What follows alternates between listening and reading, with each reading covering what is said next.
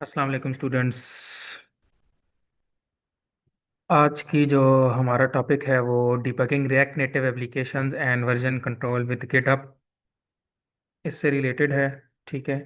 तो सबसे पहले जो है वो हम देखेंगे कि इसके अंदर कौन से टूल्स हैं, कौन सी टेक्निक्स हैं और बेस्ट प्रैक्टिसेस क्या हैं डिबगिंग की। और जो है वो बाकी भी इससे रिलेटेड जो भी टॉपिक्स हैं वो हम डिस्कस करेंगे। तो सबसे पहले जो है वो हमारे पास क्या रहता है कि introduction to React Native debugging. Introduction में क्या है कि सबसे पहले तो ये है कि डिबगिंग क्या होता है, ये आपको ऑलरेडी पता है कि the process of finding and removing errors from the code is called debugging. ठीक है।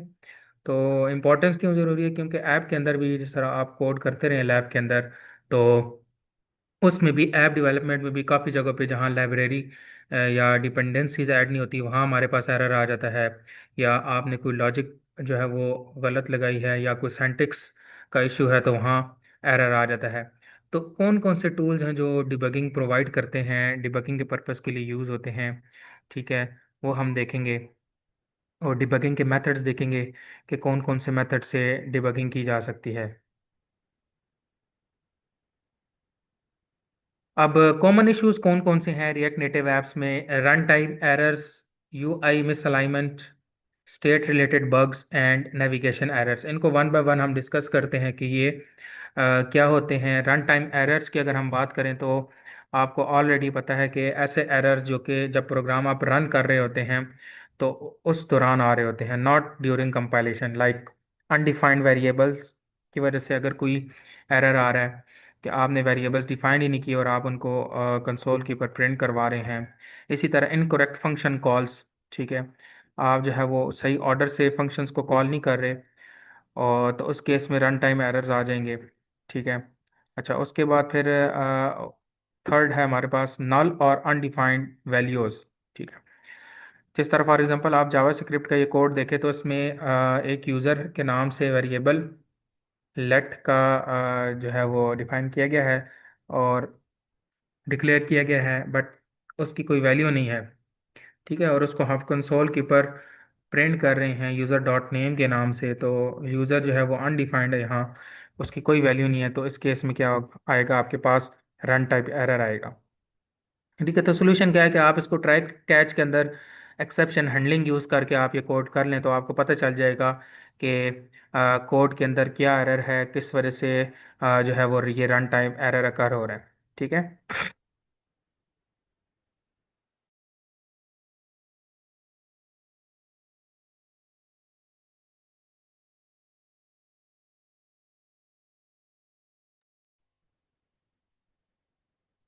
अच्छा, उसके बाद हमारे पास क्या है? You I miss alignment. ठीक है। यू आई मिस अलाइनमेंट कब आती है? कि जब यूज़र इंटरफेस के अंदर कुछ एलिमेंट्स वो आप प्रॉपरली उसको अलाइन ना करें, या आपने पोजीशंस जो हैं वो सही तरह ना दी हों, स्क्रीन के अंदर नेविगेशंस का इश्यूज हों, या फॉर एग्जांपल एक स्क्रीन के ऊपर आपने बटन जो है वो टॉप के ऊपर लगाया हुआ है तो सेकंड स्क्रीन के ऊपर आपने वही बटन अगर बॉटम पे लगा दिया है, तो ये यू आई मिस अलाइनमेंट है। मतलब कि आपने सारी जगह पे एक ही यू आई, एक ही फॉर्मेट जो है वो डिज़ाइन का रखना है। ठीक है। जो है डिफरेंट नहीं करना, या अगर ऐप का कलर आपने फॉर एग्जांपल जो है वो एक रखा हुआ है तो इस तरह नहीं है कि एक स्क्रीन के ऊपर एक कलर है दूसरे के ऊपर आप टोटली इसको चेंज कर दिया, आपने फॉन्ट कलर भी चेंज कर दी है और जो है ना वो रैम्बो बना दिया है ऐप को। ठीक है। 7 कलर उसमें डाल दिए हैं। तो इस तरह आपने नहीं करना, प्रॉपर जो है वो स्क्रीन के साइजेस प्रॉपर आपने यूज़ करने हैं, लेआउट प्रॉपर जो है वो यूज़ करनी है, जो कि लेआउट की प्रॉपर्टीज़ हैं वो आपने यूज़ करनी है। ठीक है। और मार्जिन और पैडिंग्स, ठीक है, ये भी क्या है, इम्प्रॉपर नहीं होनी चाहिए। तो ये यू आई में अलाइनमेंट है। इसको ख़त्म करने के लिए आप क्या करेंगे कि फ्लेक्स बोर्ड या ग्रिड लेआउट यूज़ करके आप जो है वो डिफरेंट टेस्ट स्क्रीन्स को या डिफरेंट स्क्रीन साइज़ को आप पहले टेस्ट कर सकते हैं कि कौन सी जो है स्क्रीन साइज़ किस जो है वो डिवाइस के लिए सूटेबल है, या कौन सा जो आप जो है वो डिज़ाइन जो है वो कहाँ यूज़ करेंगे। ठीक है।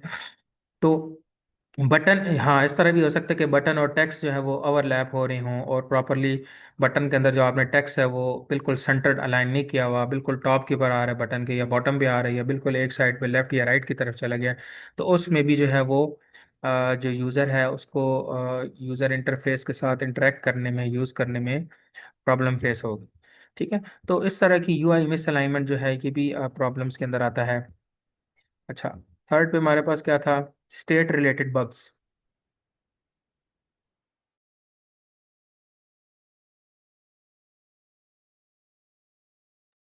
स्टेट रिलेटेड बग्स कौन से एरर्स हैं? ये कब आते हैं कि जब आप एप्लीकेशन की स्टेट को प्रॉपरली अपडेट नहीं करते।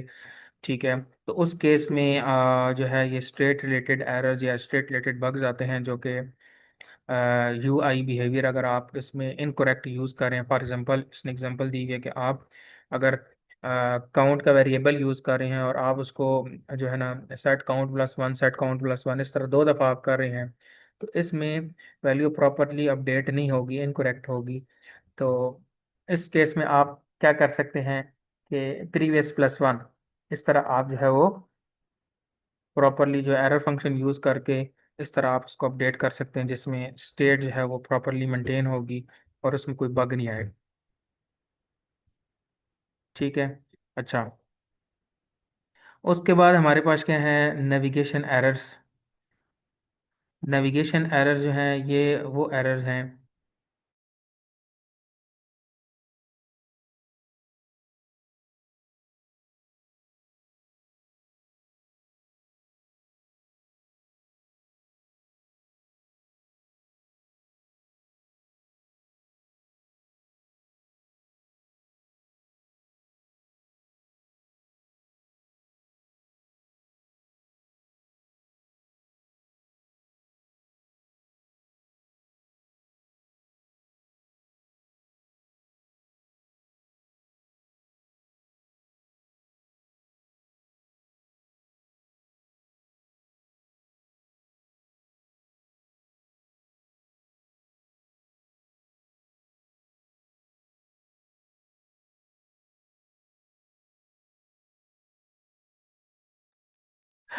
अच्छा, सॉरी, वो एक कॉल आ गई थी अर्जेंट, तो इस वजह से मैंने म्यूट कर दिया था।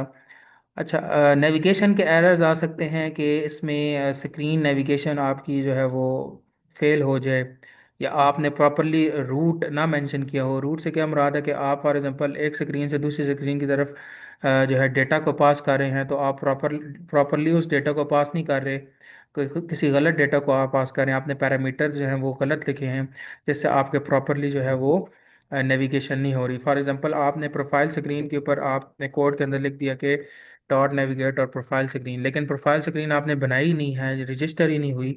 तो इसमें फिर क्या है कि नेविगेशन एरर्स आएंगे। और प्रॉपर स्क्रीन का नाम वही लिखे जो आपने स्क्रीन बनाई हुई है, ठीक है, प्रॉपरली। तो उसका नाम आप लिखेंगे, तो उस केस में फिर आपके पास नेविगेशन के एरर्स नहीं आएंगे। बहुत दफ़ा ऐसा होता है कि आप जो है ना वो प्रॉपरली जो है वो फंक्शंस को कॉल नहीं कर रहे होते, या स्क्रीन्स के नेम्स को कॉल नहीं कर रहे होते, तो उस केस में फिर नेविगेशन एरर्स आते हैं। आप कहते हैं कि मैं बटन को तो प्रेस कर रहा हूँ, बट उस स्क्रीन पे क्यों नहीं जा रहा। ठीक है।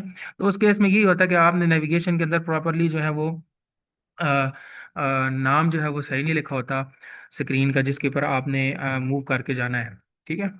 अच्छा, उसके बाद ओवरव्यू ऑफ डिबगिंग टूल्स। कौन कौन से टूल्स हैं? Console logging, Chrome debugger, react native debugger and flipper. ठीक है।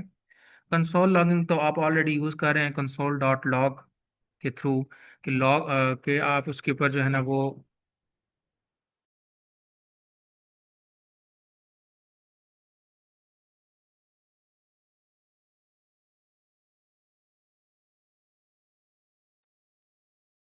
क्रोम डिबगर और रिएक्ट नेटिव डिबगर और फ्लिपर। अच्छा, उसके बाद आप देख लें कि इसमें किस तरह आप डिबगिंग इन्वायरमेंट को क्रिएट कर सकते हैं। Remote JS debugging, connect with react native debugger या क्रोम। मतलब कि आप जिस तरह कंसोल के ऊपर, सॉरी, सर्वर के ऊपर जो आप आउटपुट शो करवाते हैं, तो वो बेसिकली रिएक्ट नेटिव डिबगर ही होता है, या क्रोम होता है लोकल होस्ट के ऊपर जो आप शो करवा रहे होते हैं। जिस तरह वीएस कोड के अंदर आपने कोड करके तो क्रोम के अंदर शो करवाया था, ठीक है, सर्वर के ऊपर आउटपुट, तो वो रिएक्ट नेटिव डिबगर है, या उसको आप क्रोम कह सकते हैं। तो वो एक अलग एक मेथड है डिबगिंग का, आप वो भी यूज़ कर सकते हैं। ठीक है। तो कंसोल लॉगिंग की अगर हम बात करें तो उसमें क्या है? कंसोल डॉट लॉग, ठीक है, कंसोल डॉट वॉन या कंसोल डॉट एरर, आप इसके थ्रू भी कंसोल के ऊपर जो है वो एरर को शो करवा सकते हैं, आउटपुट को शो करवा सकते हैं। ठीक है, जो तो ये मेथड वो हैं कि जो आपको इजीली आपके जो वेरिएबल्स हैं या उनकी जो स्टेट्स हैं उनको इजीली जो है वो ट्रेस आप उसको कर सकते हैं, देख सकते हैं कि किस एरर में जो है वो किस वेरिएबल में एरर आ रहा है। ठीक है, तो ये एक मेथड है कंसोल लॉगिंग का। फिर break points, yes, break points का भी आपने सुना होगा कि ब्रेक पॉइंट्स जो है वो कौन सा पॉइंट होता है, वो पॉइंट होता है जहाँ कोड को आप पास कर देते हैं। ठीक है, मतलब कि कोड के अंदर आप 10 लाइन्स का कोड है या फॉर एग्जांपल 20 या 30 लाइन्स का कोड है, तो आप लाइन नंबर 5 पे, लाइन नंबर 6 पे कहीं भी आप ब्रेक पॉइंट लगा के जो है वहाँ तक कोड को रन करके चेक कर सकते हैं कि भाई उस कोड के अंदर कोई एरर तो नहीं है। ठीक है, तो टेम्परेरीली आप पूरे कोड को जो है वो रन नहीं करते, कहीं आप ब्रेक पॉइंट लगा देते तो वहाँ तक आपकी लाइंस ऑफ कोड जो है वो रन होती हैं, और उसके अंदर जो है आपके।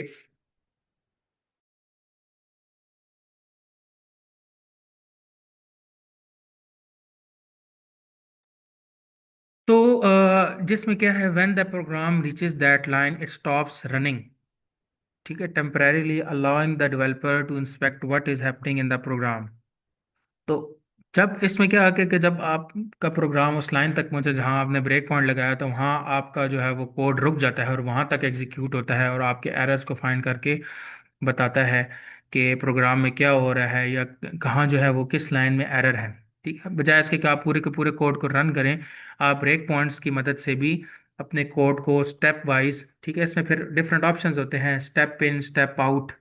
ठीक है, और इस तरह डिफरेंट जो है वो गो का मेथड होता है, ठीक है, गो थ्रू होता है। तो ये डिफरेंट डिबगर के ऑप्शन में अगर आप जाके देखें तो ये डिफरेंट इसमें मेथड्स होते हैं जिससे आप जो है वो ब्रेक पॉइंट्स को ऊपर जो है ना जंप करके, जिस तरह गो टू स्टेटमेंट होती है इस तरह आप जंप करके जो है वो उस लाइन तक जाके कोड को एग्जीक्यूट करवा सकते हैं। ठीक है, तो ये VS कोड के अंदर भी आप ऑप्शन लगा सकते हैं और इंस्पेक्शन कर सकते हैं कोड की, real time code pausing and inspection. अच्छा, फिर आप इंस्पेक्ट एलिमेंट के थ्रू कर सकते हैं, जिस तरह आपको ये पता है वेब में करते हैं कि आप एक वेब पेज बनाते हैं तो उसके ऊपर राइट क्लिक करके इंस्पेक्ट एलिमेंट में जाके आप कोड देखते हैं और वहाँ चेंजेस करके जो है वो अपने जो है सोर्स कोड को चेंज करके तो चेक कर सकते हैं कि किस लाइन का कोड जो है वो आप चेंज कर रहे हैं या आपका डिज़ाइन का या कोई भी इशू आ रहा है, तो आप उसके उस मेथड के थ्रू भी अपने वेरिएबल्स को या अपनी जो है ना वेबसाइट की करंट स्टेट को चेंज करके देख सकते हैं। ठीक है, तो ये एक एक एक अनदर मेथड है ब्रेक पॉइंट ऐड करने का कि आप इस तरह भी चेंजेस कर सकते हैं। Conditional break points, if else, जहां आप लगाते हैं कि अगर कंडीशन मेट हो तो वहां ब्रेक पॉइंट आपका ट्रिगर कर जाए, एक्टिव हो जाए और वो आपको उसके अकॉर्डिंग जो है वो आउटपुट दे। ठीक है, तो ये ज़्यादातर स्पेसिफिक केसेस होते हैं, जिस तरह आप फॉर एग्जांपल चेक जहाँ लगा रहे हों, कोई नंबर आपने चेक करना है, ठीक है, लाइक इवन है या ऑड है या व्हाट्स एवर नंबर को आप चेक कर रहे हैं, पॉजिटिव है, नेगेटिव है, तो यहाँ कंडीशंस आ जाती हैं, तो वहाँ आप कंडीशनल ब्रेक पॉइंट्स भी लगा सकते हैं। डायरेक्ट आप जो है ना वो चेक लगा सकते हैं उसके ऊपर कि भाई जस्ट ये पोर्शन जो है ना, एक पार्ट कोड का एक पोर्शन इफ वाला या एल्स वाला एग्जीक्यूट हो, तो उस केस में आप कंडीशनल ब्रेक पॉइंट्स को यूज़ करते हैं।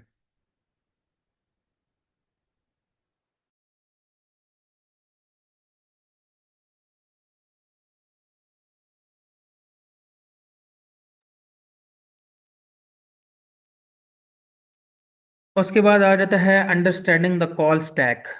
कॉल स्टैक क्या होता है कि जिसके अंदर आप अगर कोई फंक्शंस जो है ना वन बाय वन आप कॉल करते जा रहे हैं, तो वो एक स्टैक के अंदर लास्ट इन फर्स्ट आउट के कंसेप्ट से क्या होता है कि उसके अंदर स्टैक के अंदर जो है ना वो कलेक्ट होता जाता है। ठीक है, जिस तरह फॉर एग्जांपल आप इसमें सबसे पहले क्या है, विजुअलाइज फंक्शन कॉल हायरार्की।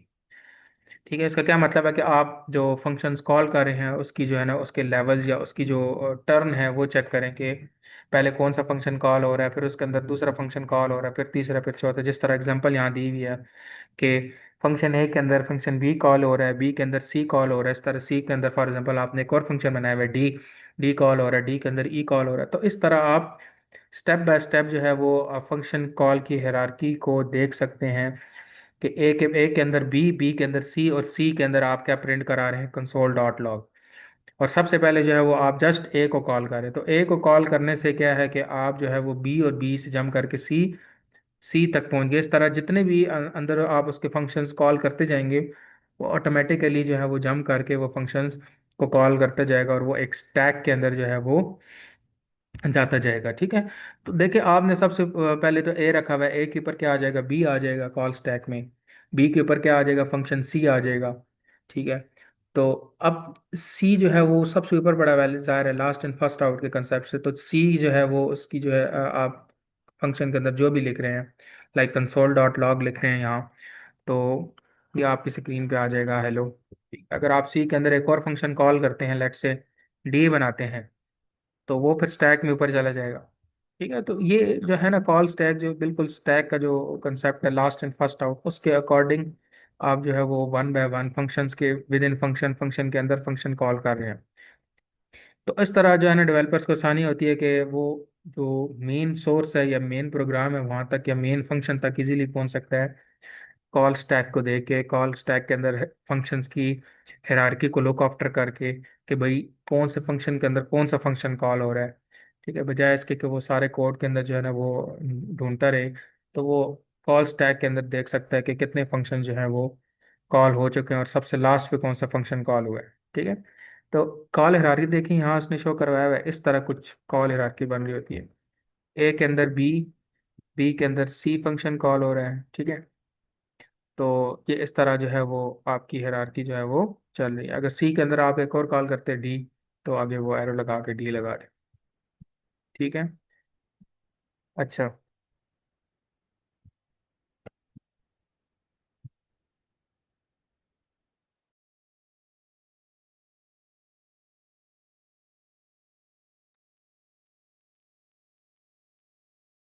अच्छा, इसके बाद नेक्स्ट क्या है हमारे पास, ट्रेस एरर ऑरिजिन्स, कि जहाँ से एरर आ रहा था, ठीक है, उसकी ओरिजिन उसको ट्रेस करना, कि मेन जो है वो एरर आ कहाँ से रहा है। ठीक है। अगर आप देखें तो यहाँ उसने नीचे एग्जांपल भी दी हुई है कि एरर की स्टेट कोड के अंदर के कहाँ से स्टार्ट हुआ है एरर आना। तो आप वो भी देख सकते हैं, उसको भी ट्रेस कर सकते हैं। जब जाहिर है प्रोग्राम क्रैश करता है तो वहाँ डिफरेंट टाइप्स के डिफरेंट लाइन नंबर के साथ एरर शो हो रहे होते हैं कि फलानी लाइन नंबर में एरर है, या आपने फलाने फंक्शन में एरर है, या आपने नेम जो है वो डिफाइन नहीं किया। तो इस टाइप के एरर जो होते हैं वो उसको आपको ट्रेस करना पड़ता है कि लाइन नंबर में जाके देखना पड़ता है। फिर आप उस लाइन से वो एरर रिमूव करते हैं तो फिर कोई और एरर आ जाता है, फिर आप उस लाइन के ऊपर जंप कर जाते हैं। ठीक है। तो आप लाइन बाय लाइन उसको फिर सारे एरर्स को क्या करते हैं, ट्रेस करते हैं, चेक करते हैं, और फिर जाके हो सकता है कि वो एरर जो है वो मेन फाइल से कहीं से आ रहा हो। तो आपको फिर मेन फाइल में जाके जो है वो उसको ट्रेस करते करते उसको मेन फाइल से जाके फिर उस एरर को रिमूव करना पड़ता है, तब आपकी जो है वो कोड जो है स्मूथली रन होता है। ठीक है। तो ये देखें कि इसमें ज़ाहिर है फिर अगेन इसमें कॉल स्टैक का ही कंसेप्ट आ रहा है कि,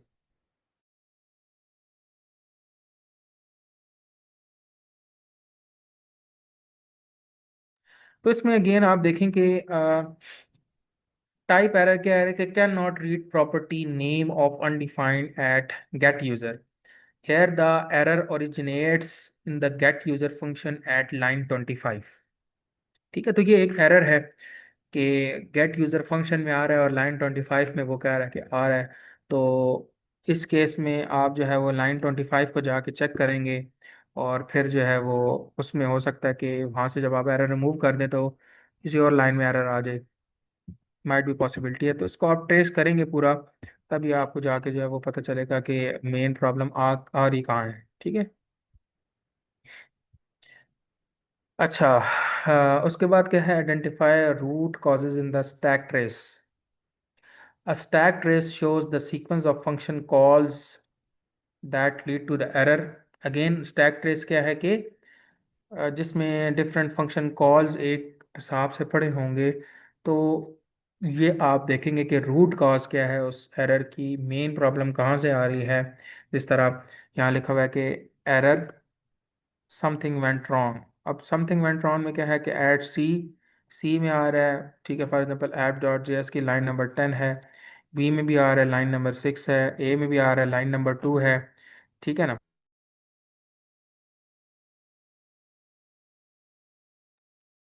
तो अब कॉल फ्लो आपके पास क्या होगा कि ए में आप गए तो ए के बाद आपके पास यहाँ क्या आ रहा है, ए से आप कॉल फ्लो में गए तो बी में आ गए, बी से फिर आप क्या गए, सी पे गए, ठीक है ज़ाहिर है लाइन नंबर 2 पे जाएंगे, 2 से फिर आप 6 पे गए, 6 एरर मूव किया तो 10, लाइन नंबर 10 पे जो कि सी है उस पे गए। तो इस तरह आप क्या कर रहे हैं कि स्टैक ट्रेस के अंदर रूट कॉज तक जो है ना स्टेप बाय स्टेप पहुंच रहे हैं कि मेन जो है वो इशू कहाँ आ रहा है, ठीक है, रूट कॉज है क्या।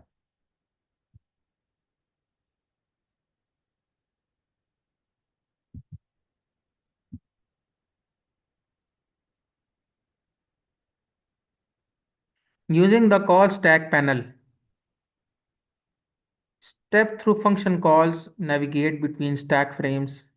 ठीक है कि स्टैक कॉल के पैनल में आप क्या है कि function calls step by step जा रही हैं, ये सारा मैं बता चुका हूँ आपको, और नेविगेट करते हैं between stack frames. Watching variable and expression, मतलब कि आप एक वेरिएबल वॉच का भी ऐड कर सकते हैं। वॉच का वेरिएबल बेसिकली क्या करता है कि वो आपको बताता है कि मॉनिटर करता है कि आपकी जो कोड के अंदर वैल्यूज़ हैं वो किस तरह जो है वो चेंज हो रही हैं। तो प्रॉपरली आप अगर वैल्यूज़ को बार बार चेंज करें तो वॉच के वेरिएबल के अंदर आप देख सकते हैं कि कौन सी पहले वैल्यू थी और बाद में कौन सी वैल्यू चेंज हुई है, और फिर थर्ड टाइम आपने फॉर एग्जांपल स्टेट को चेंज किया है तो फिर जो है वो वैल्यू क्या होगी। तो आप प्रॉपरली एक वेरिएबल को मॉनिटर करने के लिए वॉच वेरिएबल भी यूज़ कर सकते हैं। इस तरह यूज स्टेट आप ऑलरेडी लैब के अंदर यूज़ कर चुके हैं, जिससे आप स्टेट को मैनेज कर सकते हैं। यूज़ इफेक्ट यूज़ कर सकते हैं, ये भी हमने यूज़ किया हुआ है। ठीक है, तो ये डिफरेंट जो है ना हुक्स को आप यूज़ करके यूज़ स्टेट या यूज़ इफेक्ट का आप अपनी ऐप की स्टेट को चेंज कर सकते।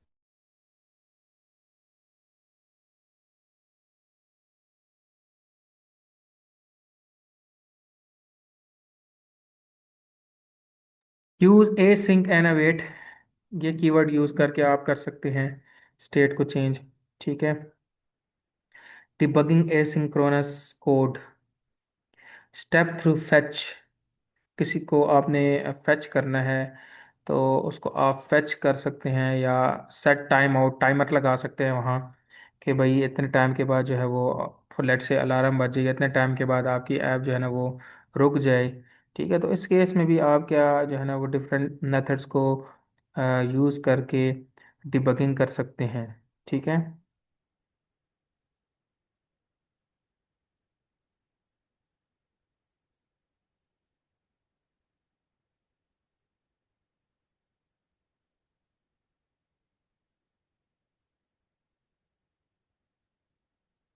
ये जूम यूज़र कौन है? Remove zoom user.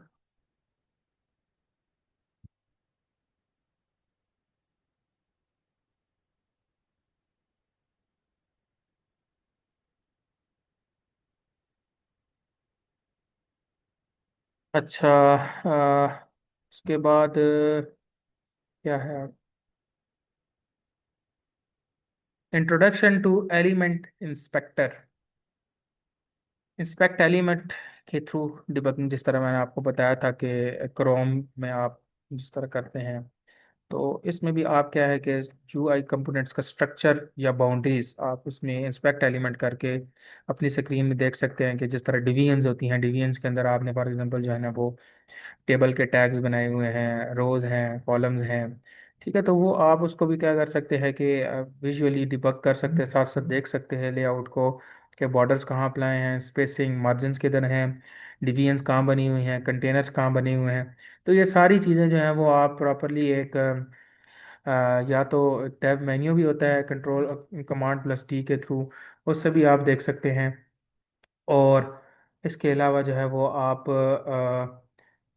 क्या जो है वो इंस्पेक्ट एलिमेंट के थ्रू भी इसको देख सकते हैं। ठीक है, अच्छा।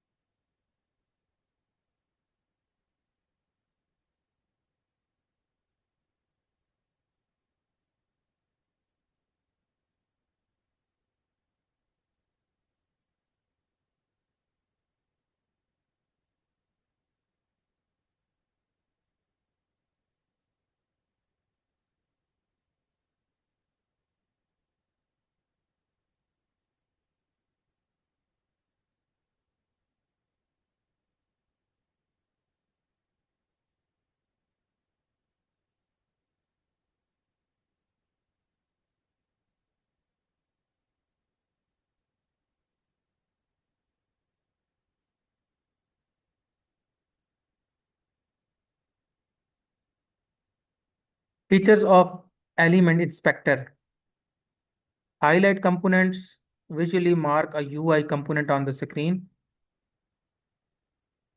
इसके अलावा आप सीएसएस के थ्रू उसकी सीएसएस देख सकते हैं, उस कंपोनेंट की हायरार्की को चेक कर सकते हैं कि पेरेंट इसमें कौन है, चाइल्ड स्ट्रक्चर कौन से हैं उस कंपोनेंट्स के। तो ये सारी चीज़ें हैं जिसमें आप जो मैं आपको ऑलरेडी बता चुका हूँ कि एलिमेंट इंस्पेक्टर के थ्रू आप ये चीज़ें जो है ना वो देख के जो चेंज कर सकते हैं और डिबगिंग कर सकते हैं। ठीक है।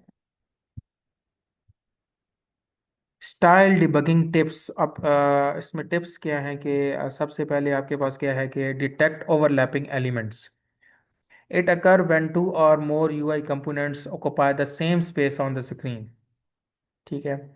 कि अगर आपने प्रॉपरली पोजीशनिंग सही नहीं की हुई, इनकरेक्ट पोजीशनिंग की हुई है, विड्थ हाइट आपने प्रॉपरली मार्जिन जो है ना वो सेट नहीं किए हुए, तो उस केस में क्या होगा, ओवरलैपिंग का इशू आएगा, यूआई कंपोनेंट्स एक दूसरे के ऊपर आ रहे होंगे और जो है ना वो आपको ऊपर जो टॉप पे चीज़ होगी वो नज़र आ रही होगी, जो उसके नीचे आ रही है ओवरलैप हो रही है वो आपको शो नहीं हो रही होगी।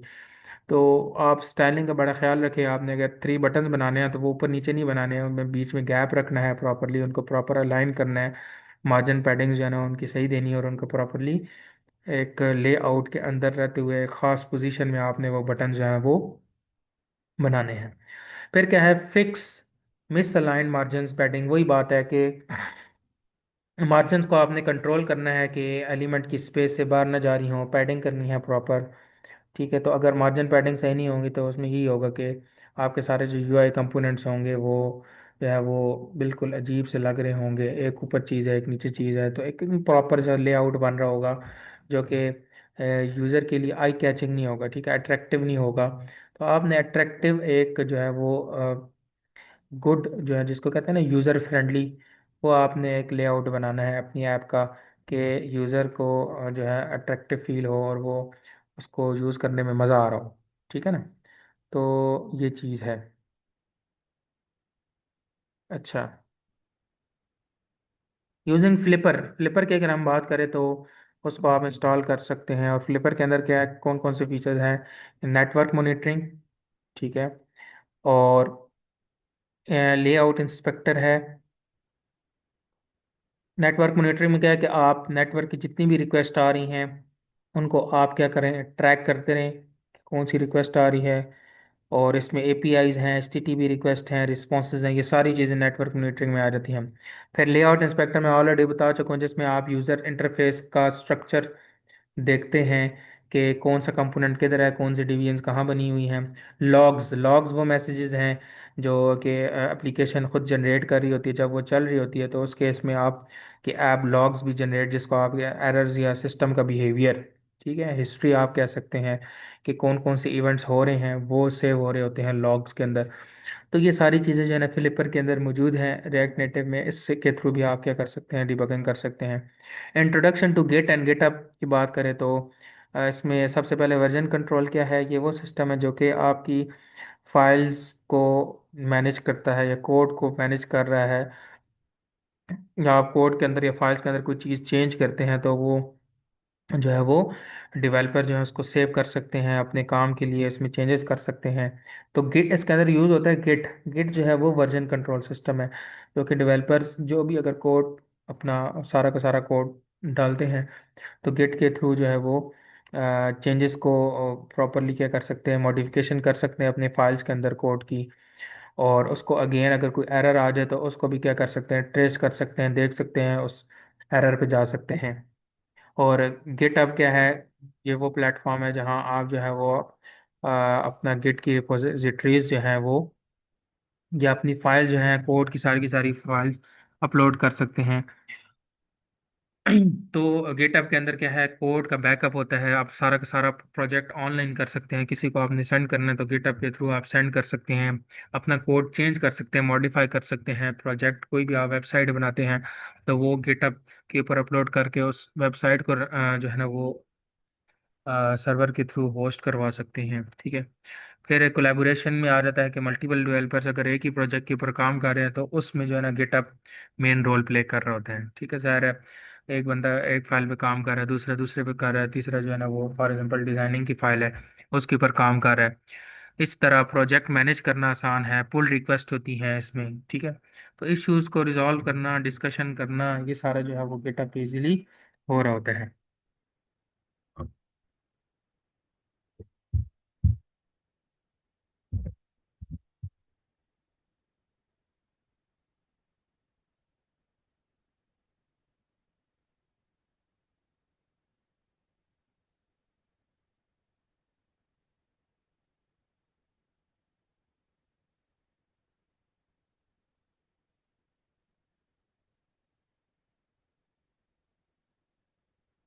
फिर बेसिक गिट की वर्क फ्लो है, गिट इनिशियलाइजेशन है, गिट ऐड है, गिट कॉमिट है, ये डिफरेंट कमांड जो आप गिटहब के अंदर रहते हुए जो है वो इनिशियलाइजेशन मतलब गिटहब की रिपोजिटरी क्रिएट करना, ऐड करना, कॉमिट मतलब चेंज कर रहे होते हैं कोड में, ठीक है। तो ये आप जो है इसके साथ डील कर सकते हैं। डिफरेंट क्लोन, ठीक है, क्रिएटिंग एंड क्लोनिंग रिपोजिटरीज में आप यूआरएल दे दें तो आप इसकी कॉपी क्लोन बना सकते हैं रिपोजिटरीज में।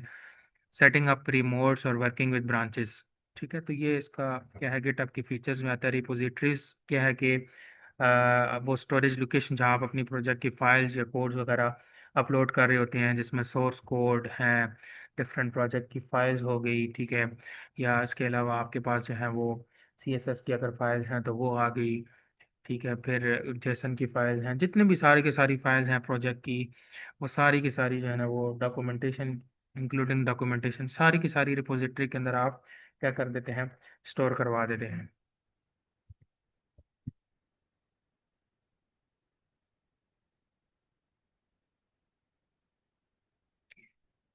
गिटहब के ब्रांचेस में आता है, तो branch is a separate line of development in a repository. Developers create branches to work on new features. Branches ये क्या है कि जो आपकी डिफरेंट फाइल्स बनी होती हैं मेन कोड तक, उनको ब्रांचेस बोलते हैं। पुल रिक्वेस्ट क्या है, वो रिक्वेस्ट जब आप किसी एक ब्रांच में चेंज करते हैं, किसी एक फाइल के अंदर कोई चेंज करते हैं, तो वो ऑटोमेटिकली मेन ब्रांच के अंदर भी वो चीज़ चेंज हो रही होती है, ठीक है। तो ये पुल रिक्वेस्ट का कमाल है। फिर प्रोसेस, जो भी आप काम कर रहे हैं, चेंजेस कर रहे हैं, कमेंट्स कर रहे हैं कोड के अंदर, वो आ जाती हैं। और इश्यूज एंड डिस्कशंस में रिपोर्ट बग्स और रिक्वेस्ट फीचर्स और ट्रैक टास्क्स, ये सब आ जाते हैं। क्रिएटिंग ब्रांचेस फॉर फीचर्स, इसको भी देख लें कि पुल रिक्वेस्ट के थ्रू रिजॉल्विंग कॉन्फ्लिक्ट्स, ये सारी सारी जो है ना आप खुद देख लें कि इसमें जो है क्या करना है। Best practices with Git, commit often, write meaningful messages, और रूट gitignore properly. Use issues and project tabs, ठीक है। तो आप डिफरेंट प्रोजेक्ट टैब्स यूज़ करके टास्क असाइन कर सकते हैं डिफरेंट टीम मेंबर्स को गिटहब के अंदर, और जिससे हर कोड जो है वो इजीली नज़र आ रहा होगा टीम मेंबर्स को। Automate workflows with actions, predefined scripts to perform tasks, ठीक है। Automatically in your repository whenever certain events happen, मतलब कोई भी काम करना हो तो वो आप जो है वो रिपोजिटरी के अंदर जाके डिफरेंट टीम के मेंबर जो हैं वो टास्क परफॉर्म कर सकते हैं, वर्क फ्लो को देख सकते हैं कि कौन सी फाइल जो है वो कौन सी क्लास है, कौन सी फाइल किस क्लास के साथ लिंक है, ठीक है। तो ये सारी चीज़ की सारी चीज़ें जो है वो इसके अंदर आप देख सकते हैं। तो ये था जी हमारा लेक्चर आज का। दो लेक्चर्स के ये स्लाइड्स थी, तो जो मैं एक में कवर किया है, क्योंकि कल आई थिंक क्लास नहीं होगी, ठीक है। तो इसमें अगर किसी को कोई इशू है तो वो पूछ सकता है।